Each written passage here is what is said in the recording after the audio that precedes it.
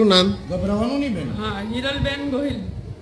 તમે અહીં કલસર પ્રાથમિક શાળામાં કેટલા વર્ષથી અભ્યાસ કરો? થયો નથી, મારે 11 મહિનાથી.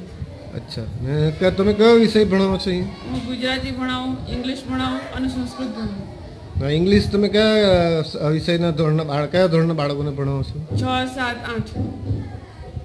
કેવા છે બાળકોનું શિક્ષણનું સ્તર? આમ તો જોઈએ તો આમ એ લોકો પાસે ખૂબ મહેનત માંગી લે તેવું. એ લોકો પાસે ખૂબ મહેનત કરાવવા પડે, આપણે પણ અને વાલીઓએ પણ. બેઝિક તમે એ લોકોને શું શીખવો છો?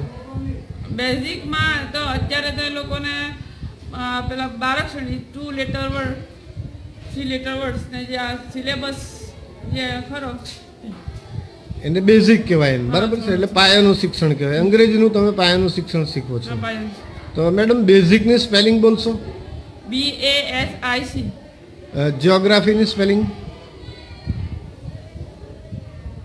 જિયોગ્રાફી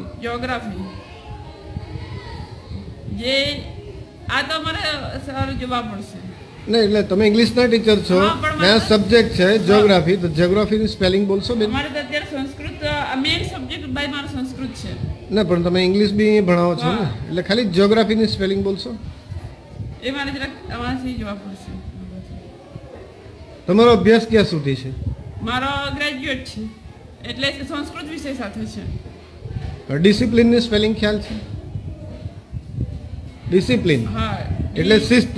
શાળામાં તમે શિસ્ત રખાવો છો વિદ્યાર્થીઓ પાસે, તો ડિસિપ્લિનની સ્પેલિંગ બોલશો? DICPLIC. ડિસિપ્લિન.